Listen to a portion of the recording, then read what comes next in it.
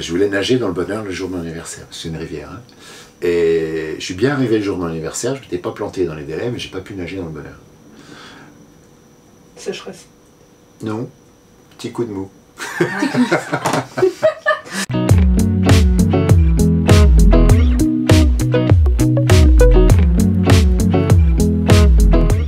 Je m'appelle Olivier, j'ai 58 ans, et je suis écrivain voyageur, guide accompagnateur et, pour faire compliqué, correspondant géographique. Qu'est-ce que c'est tout ça? Raconte-nous. La correspondance géographique, voilà, j'arpente la France à pied depuis plus de 8 ans maintenant, 8 ans, 9 ans. Et j'ai commencé par faire des articles pour la presse, écrire des livres. Voilà, je me mets dans des endroits de France aux noms étranges, on va y revenir, j'espère. Et puis, je vois ce que ça fait, je vois ce que ça provoque en moi. Et puis, ben voilà, ça génère un certain nombre d'articles, de presse, de livres que j'écris, avec des photos parfois, voilà. Donc, une correspondance géographique. À 50 ans, je voulais faire quelque chose de différent de ma vie. Et je me suis dit, qu'est-ce que tu sais faire? Je ne vais pas faire grand-chose, travailler dans la com. Donc je savais marcher, j'aimais ça, c'est sûr. Et puis, j'étais pas trop mauvais à l'écriture. Et donc, je me suis dit, tu vas partir marcher. Voilà, mais enfin bon, c'était pas la mode comme c'est devenu maintenant, il y a 8 ans encore, pas à ce point en tout cas. Et donc je me suis dit, mais tu vas marcher où et pourquoi faire? Et voilà, mon premier voyage, je l'ai fait entre la vie et la mort, parce que la vie c'est un petit hameau de la Creuse, et la mort c'est un lieu-dit du Doubs, à côté de Consolation, à la frontière suisse. Et je me suis dit qu'on marchait tous entre la vie et la mort, et donc je me suis dit que c'était une bonne idée pour démarrer ce métier. Voilà, ça a commencé comme ça. D'accord. Et quel autre voyage as-tu fait depuis? Alors après, ben, j'ai enchaîné. Je suis tombé dans la magie des toponymes. On appelle ça un toponyme, le nom des lieux. J'ai marché entre l'enfer et le paradis. J'ai marché entre la solitude et la compagnie. J'ai marché entre le désespoir et l'espoir. La haine et l'amour. Enfin voilà, ça paraît très conceptuel, tout ça, ça l'est pas du tout. Hein. La haine, c'est une rivière qui coule en Belgique, qui a donné son nom au Hainaut. L'amour, c'est un petit lieu-dit de France. Donc voilà, ce sont des voyages inventés de toutes pièces, qui sont à la fois des voyages intérieurs, parce que quand même, quand on marche vers la mort ou vers le bonheur, je marchais vers le bonheur aussi, ou vers l'amour, c'est quand même pas rien. Et en même temps, c'est des voyages dans la campagne, quoi. Ça existe, on arrive, c'est marqué l'amour, le paradis, l'espoir, la gaieté, la honte, le mal, Judas, bien, Jésus, tout y passe.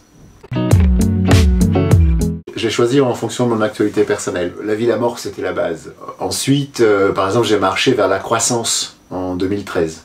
C'était une année vraiment creuse. C'est pas un métier facile. Et je suis en partant de précaire dans la Manche. En passant par Viré, la bourse, l'argent, la banque, enfin, plein de trucs qui posaient problème à l'époque. Et donc voilà, c'est un peu mon actualité personnelle. Et puis aussi des sujets, des fantasmes géographiques. Par exemple, l'enfer, j'avais choisi un enfer dans le Morbihan et un paradis en Charente parce que je voulais voir la mer. Donc j'ai choisi un peu de longer les côtes du Morbihan, etc. Donc c'est aussi une aventure esthétique à chaque fois parce que j'aime bien me faire plaisir en traversant qui ne sont pas forcément des belles régions parce que là où il y a le plus d'endroits qu'on est loin incroyables, c'est plutôt... Enfin, c'est pas forcément les plus belles régions de France, mais en tout cas, j'essaye toujours que ce soit une aventure un petit peu esthétique.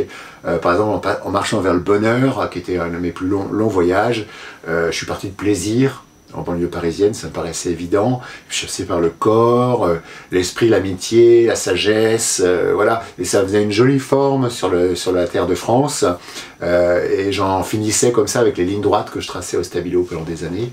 J'ai commencé à épouser un peu la géographie de manière un tout petit peu moins rigide que ce que je faisais avant. Ça dépend des jours, c'est un peu une thérapie pour moi aussi, parce que je ne suis pas toujours porté vers les gens. Donc parfois je suis autiste, pendant 15 jours je parle à personne. Et puis parfois au contraire, surtout quand il y a matière à photo, là quand il y a matière à photo, je sais qu'il y a un panneau quelque part qui va être fort, voilà, je passe à l'inquiétude, je vais essayer de parler à la dame qui gare tous les jours sa voiture sur le parking de l'inquiétude, quoi. Voilà. Elle n'est pas du tout inquiète en réalité, c'est que les gens ne se rendent plus forcément compte. Souvent les discussions sont très simples, très rapides, je suis pas Je suis pas du genre à rester des heures avec les gens parce que je suis souvent en fuite en réalité.